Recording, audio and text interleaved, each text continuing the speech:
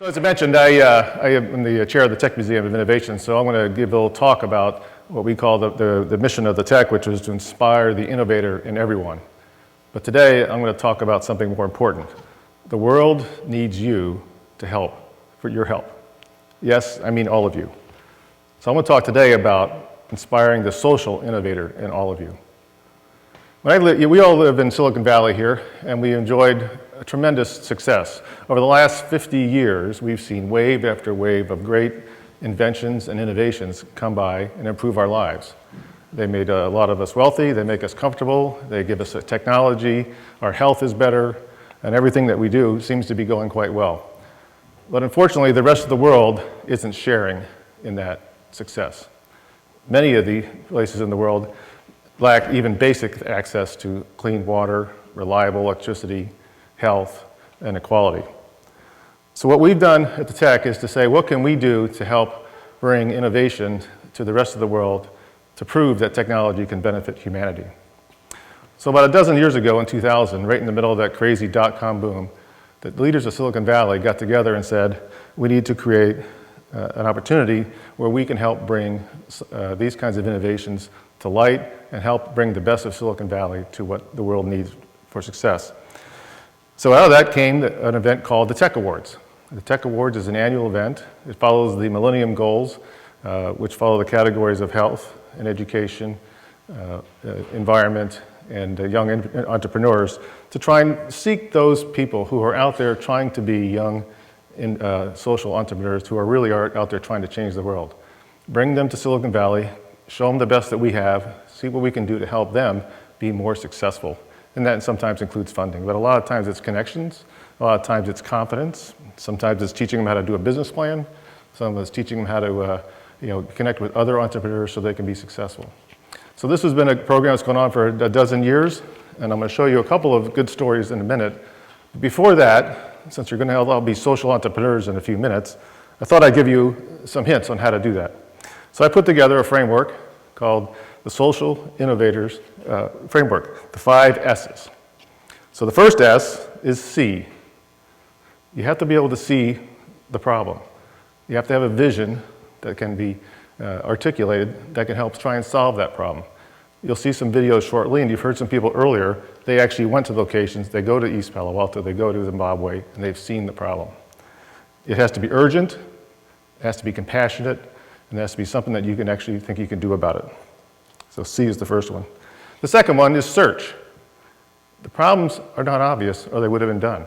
So there's some search that needs to happen to find things that are either technical, that can be solved a technical problem, or maybe it's political, or something that cultural that needs to happen, but you need to complete a search, and then guess what? A lot of time that search doesn't work. There's a lot of failures, you recycle, and this is part of the innovation process. Search is the second one. Third is a solution. So eventually, you arrive at something that solves the social problem, and it has to be measurable. At some point, you have to tell whether it solved it or not. There are many attempts over the decades of trying to help in these developing countries that really didn't turn out to be very effective at all. So a good solution is effective. The fourth one is scale. This means that when you find a solution that works in a village, you can scale it up and impact a large number of people. Now, scaling is not the same as doing the solution search, but it does mean you have to find financial resources, distribution, training, and all the things that go along to try and take things to scale. And the fourth one is sustain. So the solution you develop has to be sustainable, not just the environmental sustainable, but it has to be able to stand the test of time. How's it going to be replenished? If it's got parts, how are you going to get new parts there? If it's got new things going on, how is it going to be able to be sustained? So those are the 5 S's. So we're going to do a test. Repeat after me. The first one is see. Second, search. Third, solution. Fourth, scale. And fifth, terrific. All right, we'll test you later too.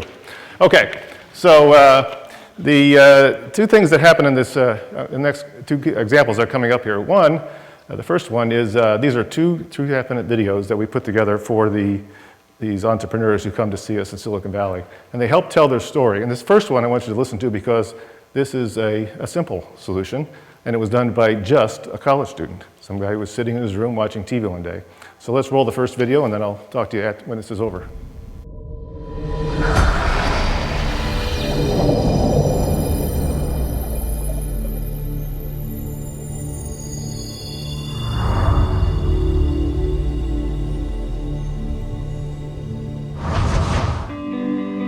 Around the world, there's still 1 billion people who don't have access to water.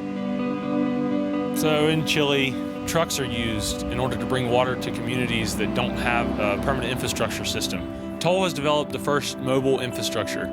And what we mean by a mobile infrastructure is that the pipelines that Toll deploys can be quickly installed, operated, and removed when necessary without leaving any harmful effects on the environment. We've developed methods of laying much longer homogeneous segments of tubing or pipes in order to more quickly install pipelines and install them with less costs. This is HDPE, high density polyethylene. It's flexible, but it's also durable.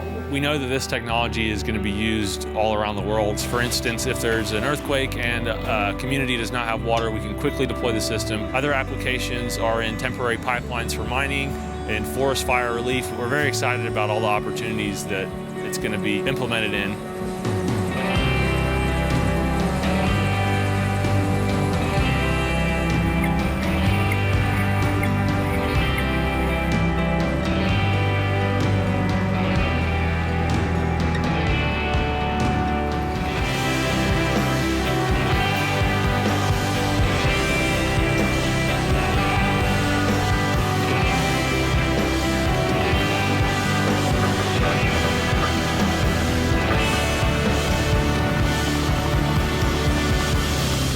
Water is a basic necessity, and fluid transport is a basic necessity. Toll's technology is very simple, it's proven, but we can't believe that no one's ever done it before. So just think about if we only had landlines, we had no cell phones. Imagine a world without cell phones. Well, right now, all we have is permanent infrastructure. There's no such thing as mobile infrastructure. Until now, Toll has developed a mobile infrastructure that can be implemented right now that is going to revolutionize the world.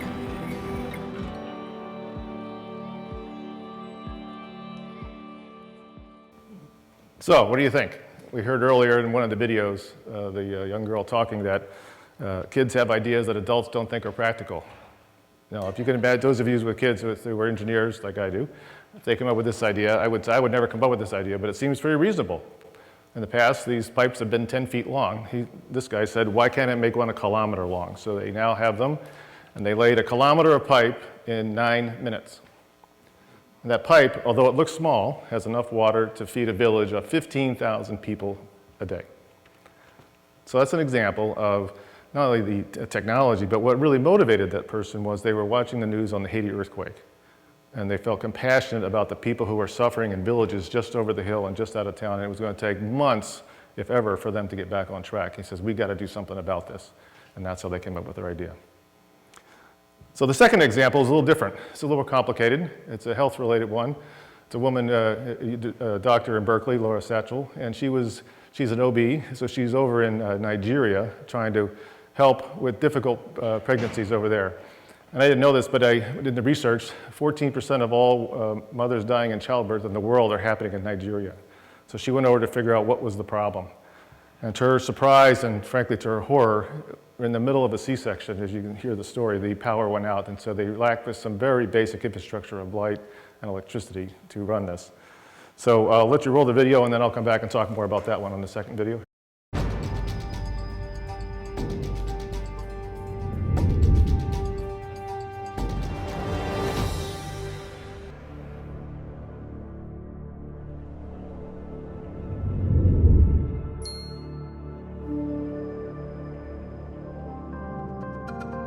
My name is Laura Stachel. I'm the executive director and co-founder of We Care Solar. I'm an obstetrician gynecologist doing public health care, and I went to Nigeria in 2008 to try and understand why so many women were dying in childbirth. One of the things I saw in the hospital was that there was a significant lack of infrastructure. Doctors couldn't do the procedures they were trained to do because they didn't have lighting, they didn't have reliable electricity. I saw a C-section that was started, lights went out in the middle of the procedure, and the only light they had to finish was my own flashlight. It was something that was inconceivable to me, that a hospital serving a city of 1.5 million people didn't have a reliable electricity structure. Being a solar innovator, my husband said, when you come back, maybe we can work together and come up with a solution for this one hospital. What we were thinking of was using solar electricity and very high efficiency appliances. I wanted to go back and show that to them before we did a larger installation in the hospital. I said to my husband, can you create a system small enough to fit into my suitcase so I can get through customs very quietly? And that was actually the genesis of the solar suitcase. People there were ecstatic. They're like, can you leave this here? And I said, actually, this is just our demonstration kit. We're going to bring in a much bigger system. The clinic started saying, we don't have light either. Can you help us? Why are you only helping the big hospital? We thought, well, maybe we could use this suitcase-sized system as a way to have a scalable source of solar electricity to bring to clinics. People started writing to us saying, can you also help our clinic? And we started realizing that the problem we saw in Nigeria was actually a fundamental problem worldwide. One of the midwives in the very first clinic that had the solar suitcase told us that up until then they were trying to do surgical repairs, suturing up women with lacerations by candlelight, and they couldn't really examine babies at night because it was so dark. And she said that this is really saving lives. And I just walked out of the clinic and started crying. It takes a huge amount of work to do a project like this. Just knowing that it's truly saving lives and making a difference is huge. So a truly admirable person. If you ever met Laura, you would be inspired, and hopefully you've been inspired even from the video. But what an inspirational story, and there's a lot to learn from that, including the 5 S's. You probably saw them all in there. But also you see that it takes, sometimes solutions are pretty complicated, and it does take some iterations to get it right. Excuse me. It also helps to be married to a spouse with complementary skills to help you build your solution, so keep that in mind. So at the end of all this, what are we saying? That back to the mission of the tech is to inspire the innovator in everyone. And when we were kids, when you go to the tech, you'll see a lot of kids who are really creative. They play with things, they make up stuff, they try, they fail, they do everything. But somewhere along the way in our careers, we lose our creative confidence. We stop trying, we fear failure, and we lower our aspirations for things that we think we can do. So what I'm here to do is to challenge you to go back on that creative confidence and challenge yourselves to think about how you can use your skills, your resources, your connections to help change the world. Thank you.